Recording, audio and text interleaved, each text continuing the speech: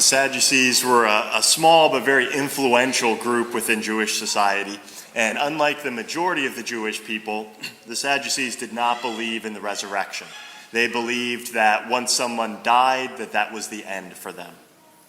And so when they question Jesus in today's gospel, they're not asking a sincere question about, what happens after death. They're trying to make Jesus and anyone who believes in the resurrection look foolish with an argument of absurdity. And so they give this example of a woman who married 7 different brothers, and then after they all died, whose wife is she going to be in the resurrection? So they're trying to make belief in the resurrection look foolish. And when Jesus answers them, he basically reveals to them that they have no idea what they're talking about. That they don't understand that the resurrection is going to be different than what life is like in this world. But that does raise the question, what happens after death? Because there's a lot of different ideas circulating within our society, and many of them are not very accurate. But immediately after death, each one of us will stand before Christ for our particular judgment. And we'll get a glimpse of Christ. We won't see him as fully as the saints in heaven with the beatific vision. But we will realize at that point the depth of love that God has for his children. And that experience of God's love will be so powerful that it would be beyond any earthly experience of love, any earthly friendship, or the love that a husband and a wife have for each other, or parents for their children. We would recognize a love that is far deeper than anything like that. And that's what Jesus is pointing to in this gospel when he says they are the children of God, that they will recognize the relationship that our Heavenly Father desires to have with us. We'll experience a love that is so pure and so total that no one who is unclean would dare to enter into his presence. And so when the souls are in that position, standing before God, those who are in a state of grace and who have been perfected, those who have died as saints, will enter into the presence of God and enter into the glory of heaven and experience untold joys for all eternity. Souls that are in a state of unrepentant mortal sin at that moment will flee from the presence of God, because when they see his goodness and the perfect love that he has, they'll turn away from that and they'll flee into the darkness. The people who are in a state of grace, but who have not yet been perfected, will go to purgatory where they will be purified for a period of time. And when we look at what purgatory is, the least pain in purgatory is greater than the most intense pain that we could possibly experience in this life. That's why when we hear the first reading today about these 7 brothers, they are, if you read the whole chapter, the lectionary cuts out some of the more graphic parts. But if you read that whole chapter, these 7 brothers were brutally tortured, and they were executed one by one, and they refused to even eat one bite of pork in violation of God's laws. They wouldn't eat a single bite of pork. And why were they willing to undergo such excruciating torment? Well, they said, because they believed in the resurrection. And so they recognized that being pure and following God's laws perfectly is so important that it is worth suffering any torture that this world can hand out to us to enter into the next life without sin. And so that passage conveys to us the seriousness of the moral life. And so why are the pains of purgatory so much greater than the pains of this world?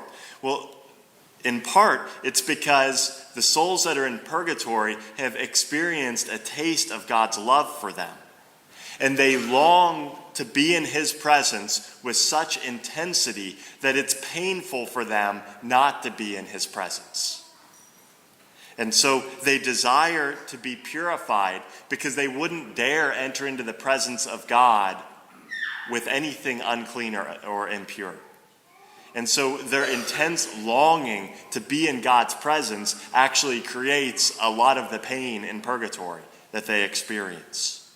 But they're purified in God's love, in the fire of his love, so that one day they can enter into the presence of God when perfected. And so what is it that needs to be purified in purgatory? Well, any venial sins that we've committed and haven't repented of, or any vices that we have, those all need to be atoned for. And also the penance that we should have done for the sins that we've committed. And so if we commit a mortal sin and we go to confession, confession removes the eternal punishment of that sin. But we're still supposed to do penance for that. That's one of the reasons why we receive a penance in confession. And so when we do commit sin, even though those sins are forgiven, we still need to fast. We still need to give alms. We still need to pray. We still need to have a deep contrition for our sin in order to atone for what we call temporal punishment. And often people don't do the minimum that God expects of them in order to atone for the temporal punishment of sin. Often people either don't realize that they should be doing those things, or they don't take the effects of sin seriously enough. Oftentimes we don't realize the seriousness of the effects of sin. And so the time that people spend in purgatory depends on the number of venial sins and also how much temporal punishment they still have to do. When we look at purgatory, no one who's in purgatory would ever want to come back to this world. And the reason for that is the souls in purgatory know that they will reach heaven.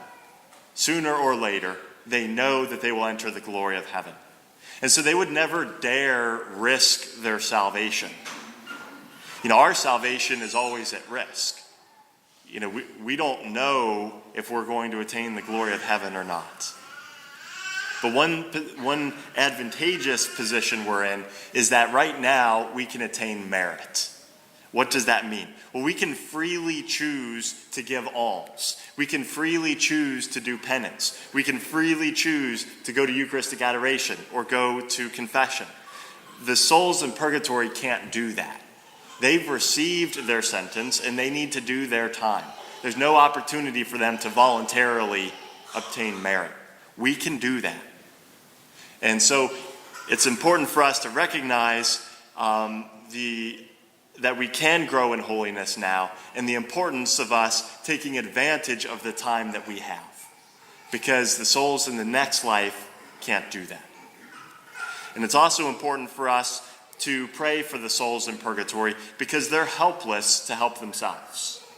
But we can help them with our prayers. We can voluntarily pray for them and gain indulgences for them and fast for them. And what's interesting is we can actually deepen our relationship with the souls in purgatory because they're suffering excruciating pain. And so if we can assist them and provide them relief in what they're doing, they're going to be grateful. And we can actually deepen our friendship beyond the friendship that we've established in this life with the souls in purgatory by praying for them and by assisting them in their time of need. And so as we reflect upon these readings today about the resurrection, it should convey to us the importance of being in a state of grace and of living great holiness and using this time that we have where we can obtain merit, using that time well. And the importance of praying for the souls in purgatory and deepening our relationship and our friendship with them by doing acts of mercy for them.